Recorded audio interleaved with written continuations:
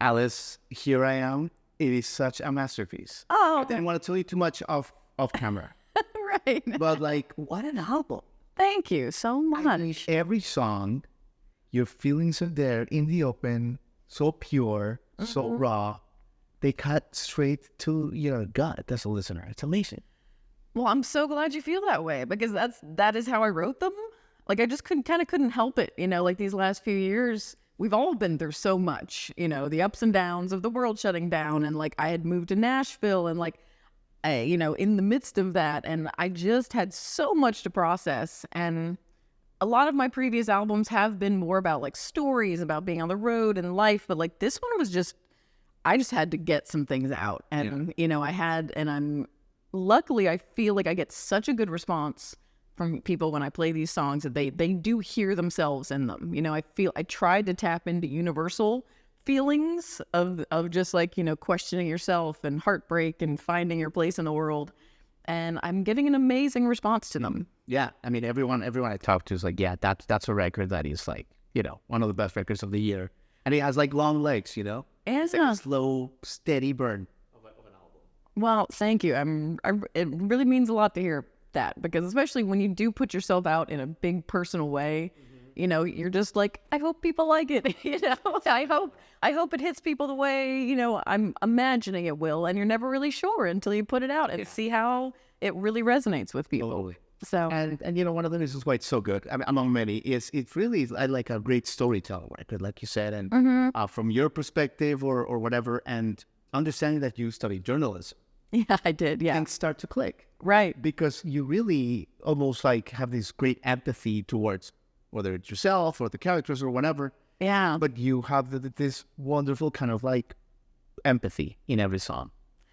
Absolutely. I mean, yeah, you know, I got my degree in journalism because I kind of wanted to do music, but I was scared to try to make it my job. And I'm like, well, I love telling stories. I've always been a storyteller and someone in love with words and how to tell a story so you can really convey the feeling to an audience. And so, yeah, there are a lot of similarities between what I do as a songwriter and what I did as a journalist, even though really the songwriting and the singing was always my love. I just tried to find another way to channel it that I thought I could make a living at. But then, you know, after a few years, I was like, life is too short and I have to figure out if I can do this thing that I love so much. Yeah. So when you had that thought, you just said, was that like in Florida or in California?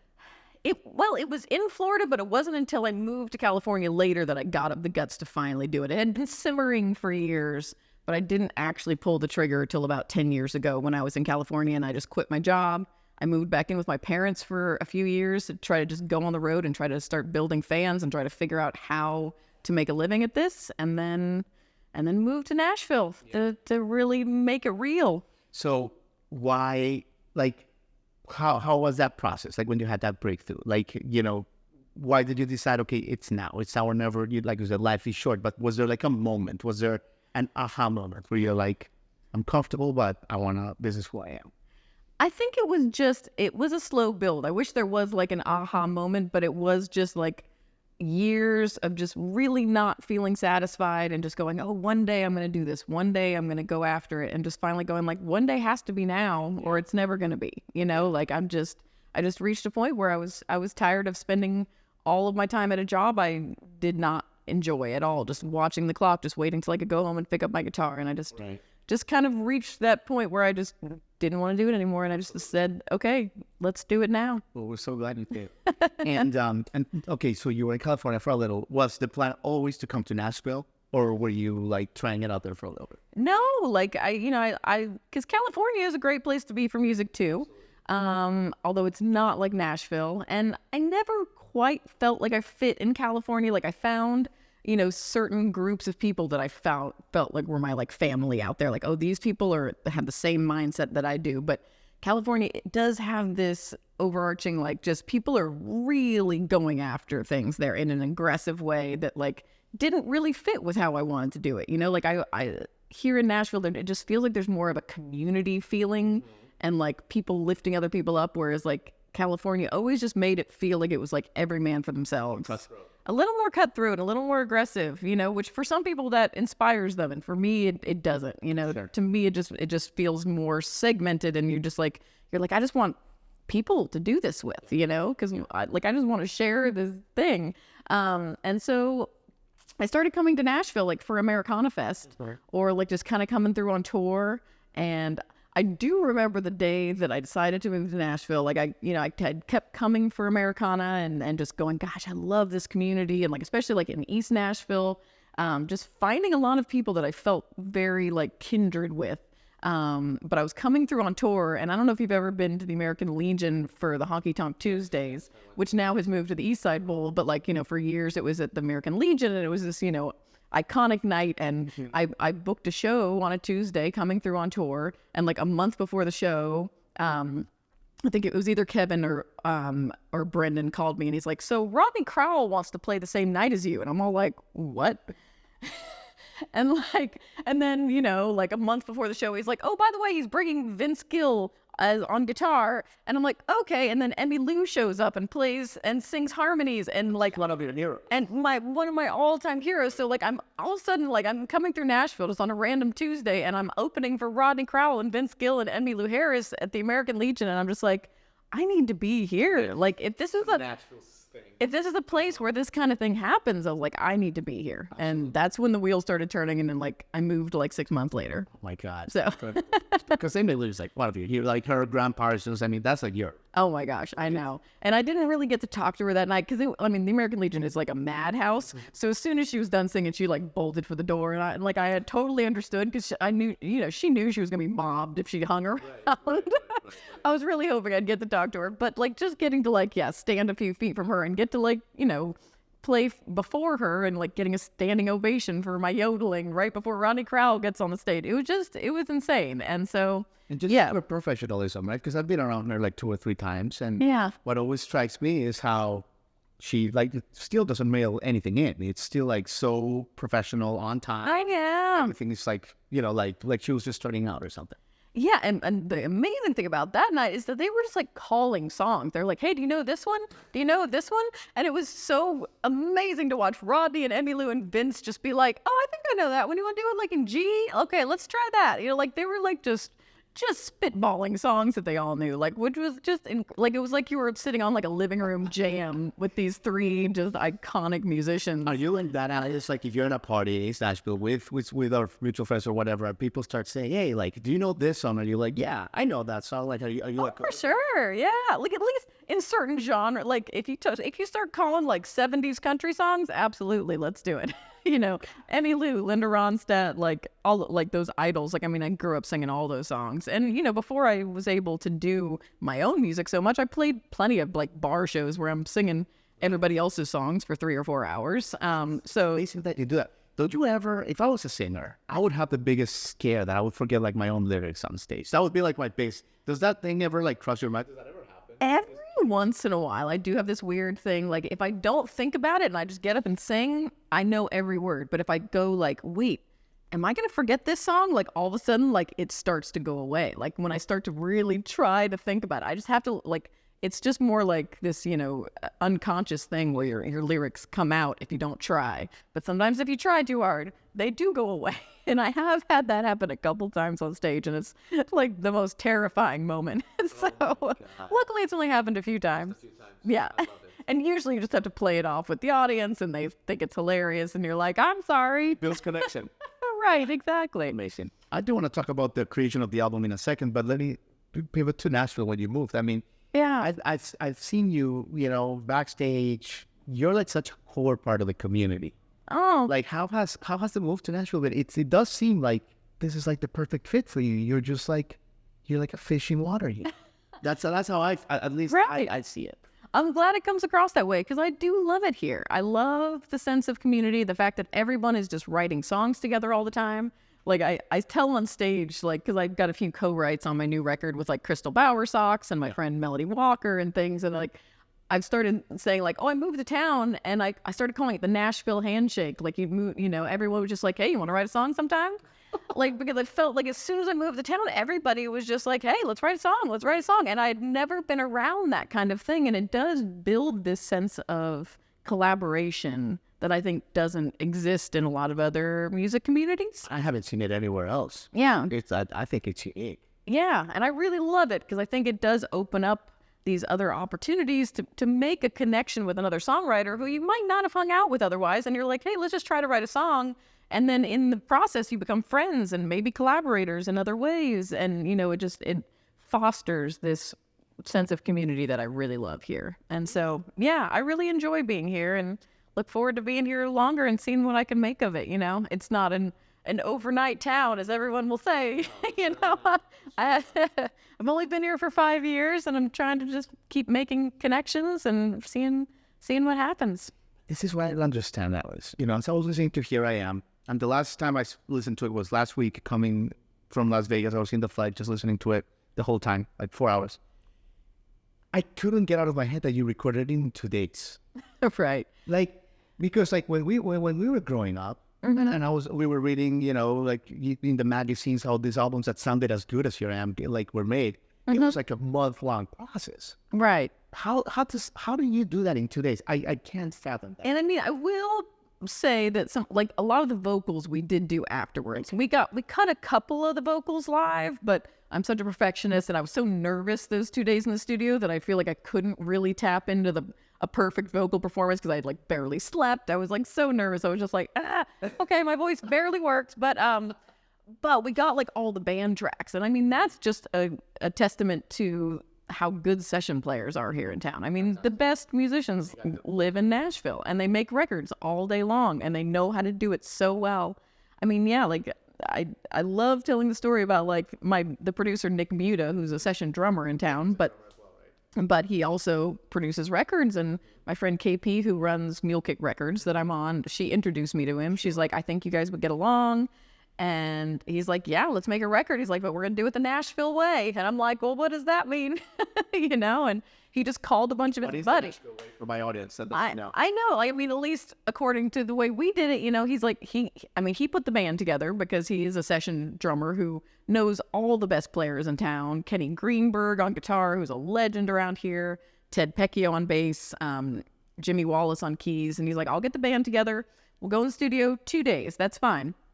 He's like, we'll make charts ahead of time. But he's like, but the guys aren't going to want to hear the songs ahead of time. They're not? No. He's like, because honestly, he's like, if we all hear the songs ahead of time, we're all going to come in with different ideas. And we're going to have to figure out, do those ideas fit together? Do we need to come up with a brand new idea? He's like, the way session players here like to do it is they want to hear the song fresh in the studio. Okay. In the moment. And then as a band go, okay, what do we want to do with this?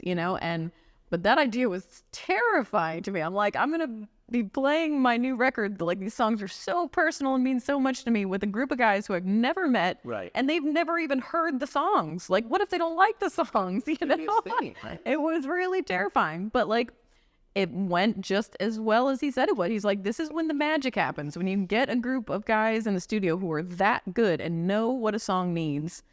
When they hear the song for the first time, they're going to know what it needs. Yeah. And that's when you get the creative juices just flowing at, in top form. That's insane. And so that's how we did it, I've been around Ted quite a bunch. Shout out to Ted. He's like a mad scientist. Oh, yeah. Just gets information. He starts playing with. Oh, yeah.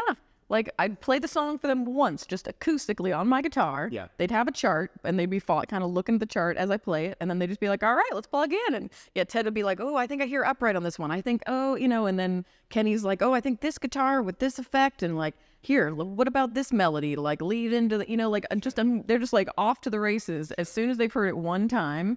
And usually within running it a few times, we're like, okay, let's make a take. And that's it. Sometimes even the second time we've played through it, they're like, that was pretty good. Maybe we'll go in and punch this here or punch this there. But we basically, we did a song every hour essentially, That's incredible. And they had never heard the songs before that day. So it was quite an experience and it was really cool to watch these masters of their instruments work. And they're all producers too, so they've worked so much with songs and they would have great ideas on, how to, what if the bridge went here instead? And what if we put this minor 6 here instead of this, and I'm like, oh, that's a great idea. Okay. Just little minor tweaks, to just really solidify the songs. And yeah. My God, I have shivers. That's Nashville. Magical soul. I know. So Yeah. right, and that's why I keep calling it just like this is my Nashville record because like it's like it's Nashville through and through because we did it the way they do it here and it came out amazing. And let me talk about one of the songs, the one you did with Melody, Yeah. great songwriter Melody. And the video, I'm obsessed with the video that you did in the Lake Piercy Park, like the Oh, yeah. freeze Oh my gosh. to take Yeah. it there. Because so like it's snow like in January or February, super cold. Yeah. And while everyone is at home, you're like, I'm gonna do a music video. Well, because for some reason, like like way like album deadlines start to work out, we're like, okay, January, we need to record this music video. And my friends Anana and Araceli, who are musicians here in town, and they're just brilliant videographers. They just have such a film eye for music videos, and I just love them. And so they were like, yep, let's make a video. And we did have this idea that we wanted, the song's called Bonfire. And so we're like, it needs to be outside. It needs to be dramatic. We had an idea to, film some of it at Percy Priest and then some of it like outside around a bonfire and like some other things. And, but yeah, the week we were going to do it is when we had like that 8-inch snowfall, like the record snowfall. And then just as the snow was melting, the ice storm came through and froze everything over for another week. And really, though, I couldn't even leave my driveway. So we didn't film during the actual freeze, but it was like literally the day that things melted just enough to get out of my driveway, we went out to Percy Priest. Because I only had a 1-day window before I was leaving on tour. So luckily the ice melted just in time. But getting out to Percy Priest, we were tromping through snow and ice and just being like, don't fall. Don't break an ankle.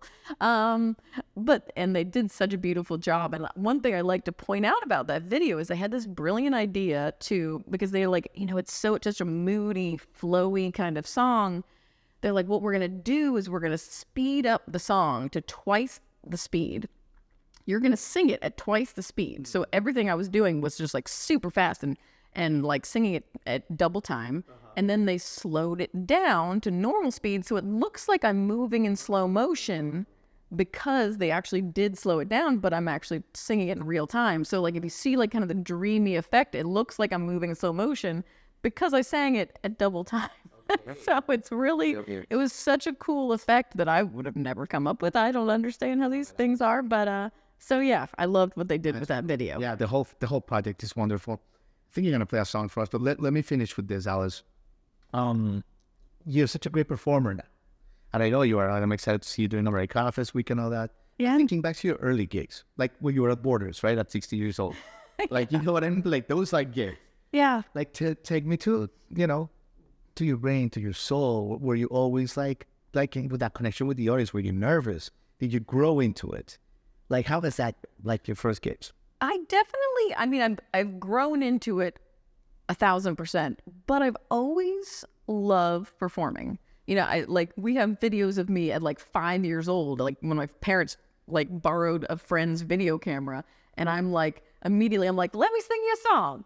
I'm teeny little super guy, the old PBS songs and stuff. I was always just wanting to sing and perform for people from the time I could basically learn to talk. Yeah. So it was always a natural inclination, and my parents played guitar, so that's where I kind of I wanted to join in on the family sing-along, so I started learning guitar, and as soon as I knew it, but really the guitar has always been just a vehicle to back myself up so I can sing, and so I started writing songs as a teenager, and as soon as I did, I was I want to go sing these for people now.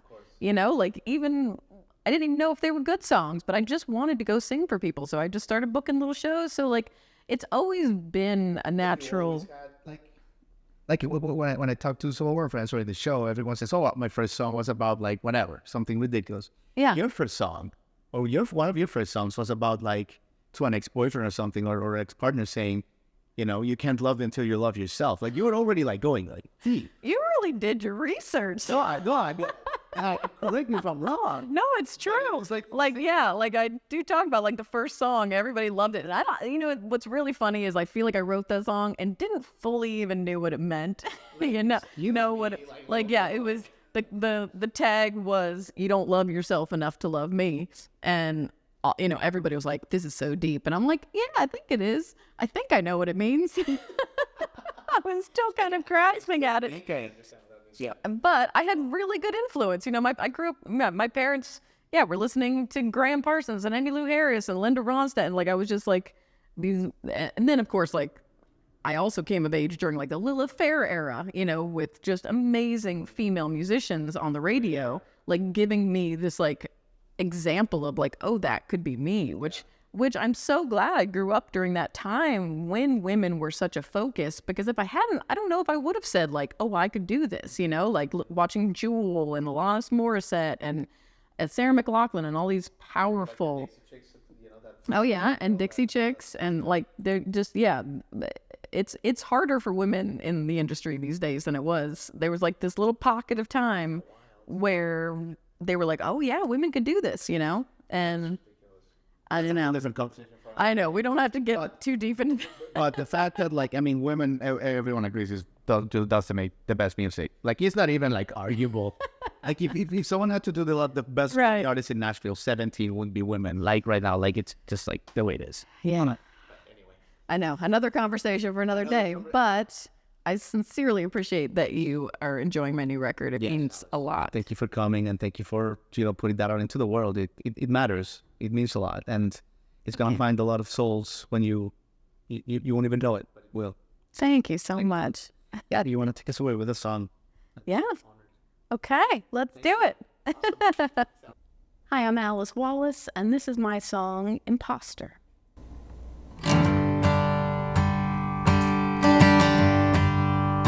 Someday someone's gonna find out my biggest secret. I know they will. It's just a matter of time. You can look right at me and never even see it, 'cause I perfected the art of seeming fine, even when I'm not.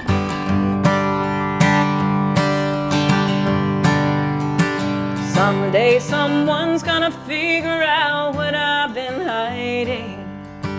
I know they will, 'cause I can't keep a straight face, and still no one will ever say I wasn't shy. I've worked damn hard for this epic fall from grace, just like I was taught.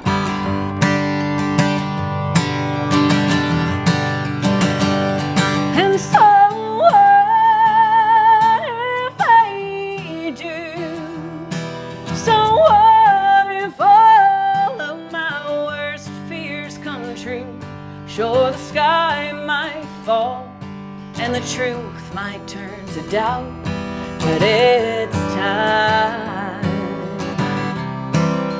Someone found me out. Someday someone's gonna realize I'm an imposter.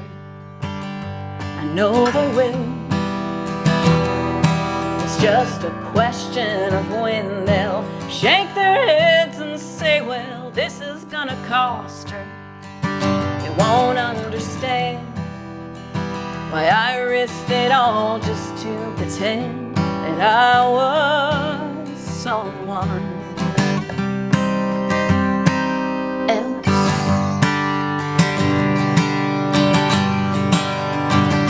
Someday someone's gonna find out that I've been faking. I know they will, 'cause I can't keep this up, and I'm the one whose heart I have been breaking. Who'd have thought that I was worthy of love?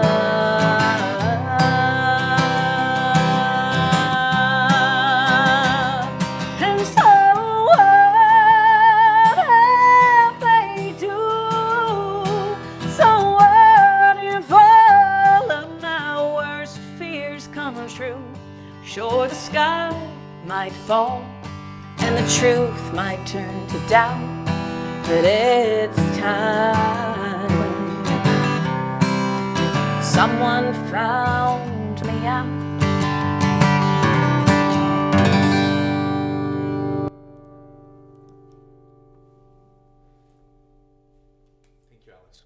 Thank you. Hi, everybody. Thanks for watching. Subscribe here for the latest from the show. Also, be sure to check out more of the best clips from J-Rock Concert Media.